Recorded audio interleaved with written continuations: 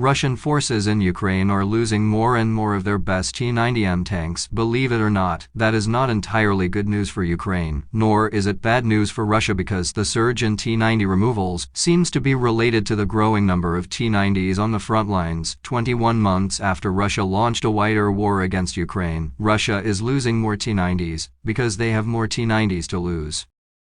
If this is indeed the case, and it is not 100% certain to be the case, the increased deployment of the T-90 will underscore the strange disposition of the Russian Armored Corps, as its wartime losses exceed 2,100 tanks. That is 2/3 of the tanks Russia went to war with in February 2022.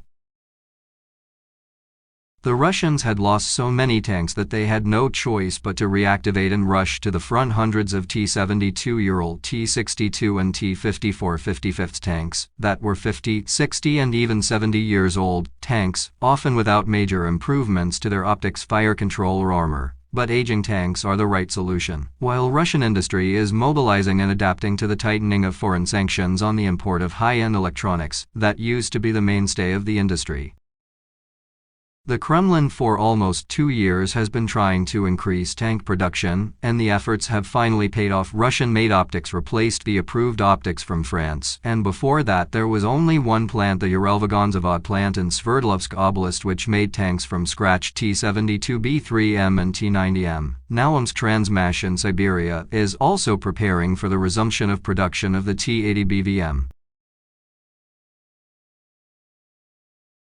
How many new and improved tanks the plant can produce is, for outsiders, only speculation. In April, CNN estimated that Uralvagonzavod alone delivered about 20 tanks a month. But a few weeks earlier, Defense Express reported that Uralvagonzavod, Omsk Transmash and various improvement workshops together could deliver 90 tanks a month.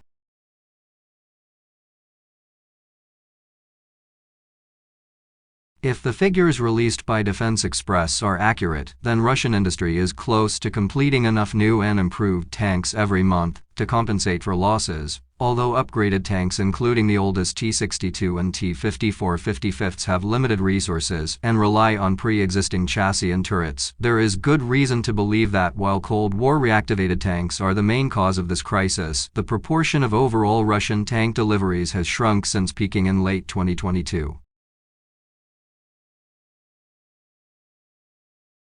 Evidence of that is losses in general. An armed force should lose its tanks roughly in proportion to the number of a particular tank model it deploys, although the specific capabilities of a tank type may make it more or less survivable compared to other types. Those differences only affect margin alone.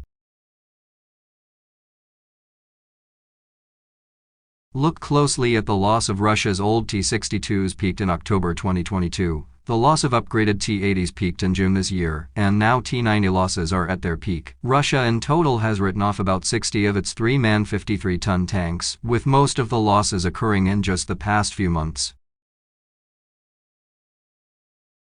The destroyed and captured T-90s amounted to about 15% of all T-90s Russia had before the wider war, but that does not take into account new production. Uralvagonzavod, since the beginning of 2022, has had time to produce several hundred new T-90s, and when those new T-90s arrive on the front lines, often with airborne units or other elite formations that may spend most of 2023 in operational reserve, they give Ukraine more opportunities to knock out or capture the T-90s.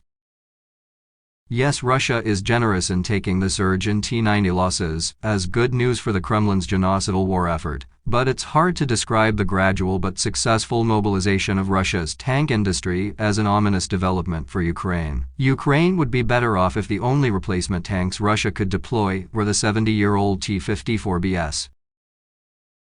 The most unpleasant thing is that, almost 2 years after the wider war, the main Ukrainian tank plant, the Malyshev plant in Kharkov, still does not produce new tanks from scratch. Yes, the plant reactivated, upgraded and repaired the former Soviet T-64, T-72 and T-80, but they have not produced a completely new tank in 3 decades and do not show signs of mobilization as Uralvagonzavod and Omsk Transmash did. This left the Ukrainian tank corps under the rule of Kyiv's foreign allies. The only new tanks that Ukraine could hope to receive were those that the allies were willing to remove from their own supplies or divert from active production lines. So far, foreign donations have been meager, at least for Western-style tanks, such as the German Leopard 2, the British Challenger 2, and the American M1. With only 85 Leopard 2s, 14 Challenger 2s, and 31 M1s in just 6 months, Uralvagonzavod was able to produce enough new T-90MS to match Ukraine's entire supply of modern Western tanks.